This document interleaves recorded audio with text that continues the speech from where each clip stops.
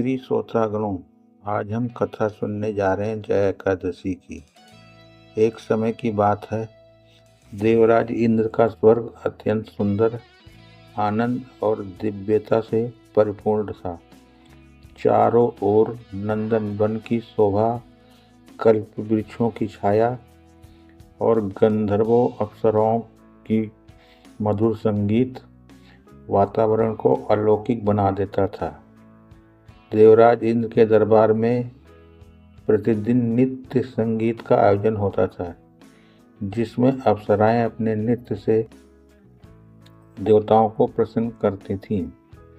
उन्हीं अप्सराओं में एक थी पुष्पदंती और एक गंधर्व था माल्यवान। दोनों अत्यंत सुंदर और कला में निपुण थे। एक दिन देवराज इंद्र के दरबार में विशाल उत्सव का आयोजन हुआ। सभी देवता, ऋषि और गंधर्व उपस्थित थे। पुष्पदंती को नृत्य और माल्यवान को संगीत प्रस्तुत करने का आदेश मिला।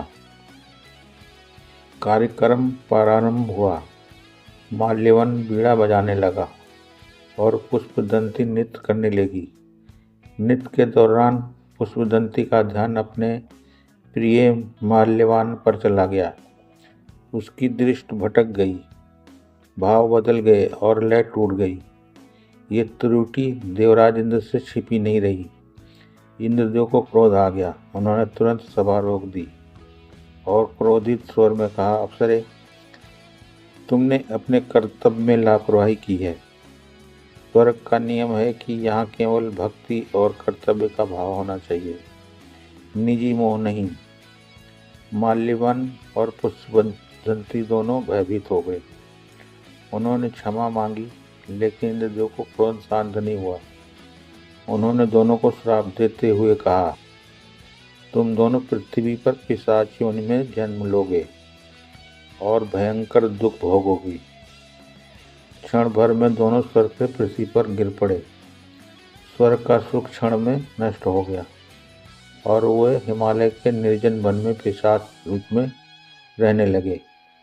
उनका शरीर विकृत हो गए, भोजन दुर्लभ हो गया और भय ही उनका जीवन बन गया। पिशाच योनि में रहते हुए भी उनके हृदय में पूर्व जन्म का स्मृति शेष थी। वे अपने कर्म पर पश्चाताप करते और मुक्ति का मार्ग खोजते रहते। कठोर सर्दी, भूख और भय के बीच वर्षों बीत गए। एक दिन माल्यवान ने पुष्पदंती से कहा, हमने स्वर्ग में जो अपराध किया उसका दंड भोग रहे हैं। अवश्य कोई ऐसा व्रत या पुण्य है जिससे हमें मुक्ति मिल सके। उसी समय उन्हें दिव्य वाणी सुनाई दी, जिसमें कहा गया, फागुन मास के कृष्ण पक्ष की एकादशी जया एकादशी कहलाती है। जो इसे श्रद्धा से करता है वो सभी पापों से मुक्त हो जाता है। ये सुनकर दोनों का हृदय में आशा की किरण जगी। आगे जानिए कि पिशाच योनि में रहते हुए उन्होंने जया एकादशी का व्रत कैसे किया और उन्हें क्या फल मिला। पिशाच रूप में रहते हुए पुष्पदंती और माल्यवान के जीवन अत्यंत कष्टदायक था।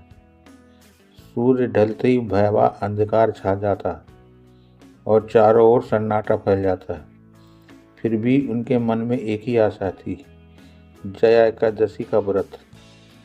फागुन मास का कृष्ण पक्ष आया, एकादशी की तिथि निकट आई। दोनों ने निश्चय किया कि चाहे जैसी भी परिस्थिति हो, वो इसे पवित्र व्रत को पालन करेंगे। उनके पास ना तो अन्न था, ना जल, ना पूजा की सामग्री। फिर भी उनके हृदय में सच्ची श्रद्धा थी।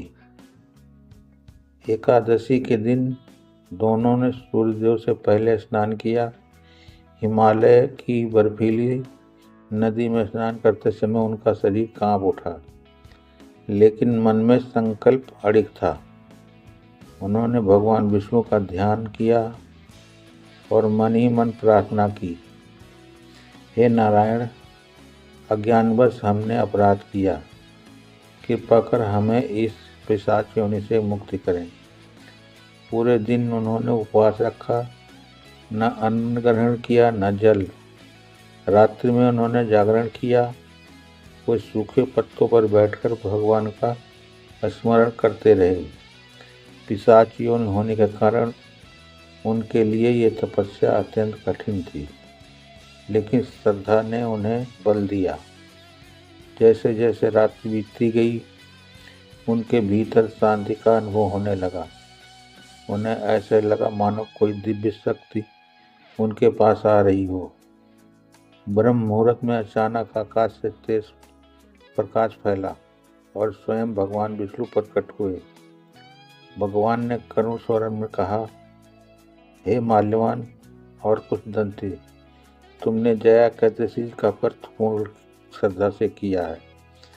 यह व्रत समस्त पापों को नाश करता है। क्षण भर में दोनों का पिशाच रूप नष्ट हो गया।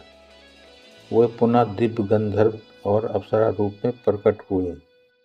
उनके शरीर तेजस्वी हो गए, वस्त्र दिव्य हो गए और चेहरे पर दिव्य आभा चमक उठी।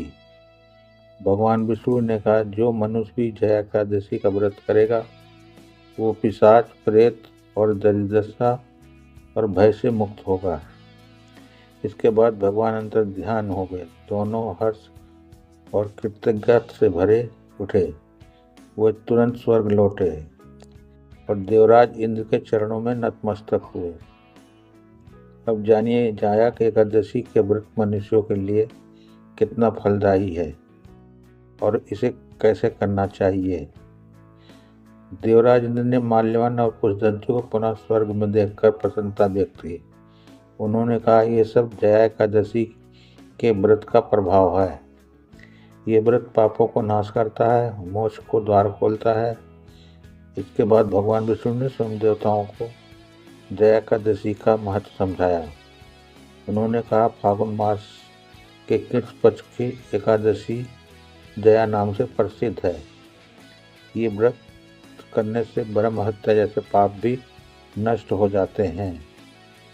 यह व्रत भय, नकारात्मक शक्तियों, दुर्गति से रक्षा करता है, प्रेत, पिशाच और बाधाओं से मुक्ति दिलाता है, जीवन में सुख, शांति और समृद्धि लाता है, मृत्यु के बाद मोक्ष प्रदान करता है।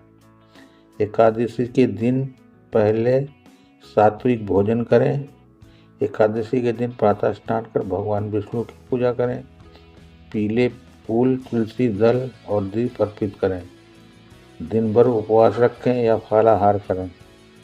रात्रि में जागरण कर विष्णु सहस्रनाम या नाम जाप करें। द्वादशी के दिन ब्राह्मणों को भोजन कराकर व्रत पूर्ण करें। भगवान विष्णु कहते हैं, जो श्रद्धा से जया एकादशी करता है उसके सभी जन्मों के पाप नष्ट हो जाते हैं। इसलिए कलयुग में भी ये व्रत अत्यंत कल्याणकारी माना गया है। जो भी भक्त इस कथा को श्रद्धा से सुनता या सुनाता है उस पर भगवान विष्णु की विशेष कृपा बनी रहती है। तो ये थी कथा भगवान विष्णु की। अगर आपको ये कथा पसंद आई हो तो हमारे चैनल को लाइक और सब्सक्राइब करें। जय श्री हरि, जय विष्णु भगवान।